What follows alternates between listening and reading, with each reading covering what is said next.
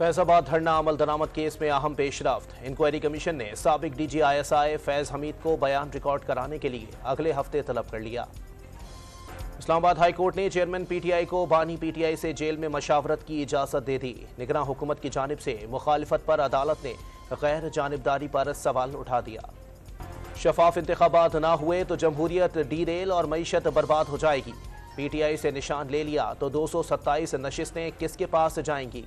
Barrister Gauhar की press conference. Election commission ने Peshawar high court के फैसले के खिलाफ कानूनी जंग लड़ने का फैसला कर लिया।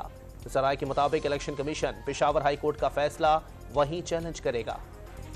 इलेक्शन कमीशन खैबर पख्तूनख्वा में बानी PTI पर आयद 2 लाख रुपए जुर्माना अदा कर दिया गया। जुर्माने इलेक्शन जवाबित की खिलाफ वर्जी पर आयद किए गए थे। कराची NA 242 पर इलेक्शन शहबाज शरीफ लड़ेंगे या मुस्तफ़ा कमाल? मुस्लिम लीग नून और MQM के दरमियान डेडलॉक बरकरार। लीगी वफ्द की GDA रहनुमाओं से भी मुलाकात। डिप्टी कमिश्नर के पास 3 MPO जारी करने का इख्तियार नहीं। इस्लामाबाद हाई कोर्ट ने DC के इख्तियारात गैर कानूनी करार दे दिए।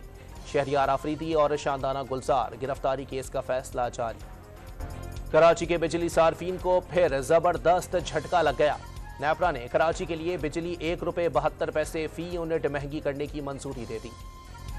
ड्रैप ने दर्द और बुखार में इस्तेमाल होने वाली दवा सीटाफेंट को गैर मयारी करार दे दिया। मुतालिका कंपनी को गैर मयारी दवा मार्केट से फौरी उठाने की हिदायत। और ऑस्ट्रेलिया ने पाकिस्तान को पर्थ के बाद मेलबर्न टेस्ट में भी हरा दिया। 317 रन्स के ताक़ुब में पाकिस्तान टीम 237 रन्स पर ढेर हो गई।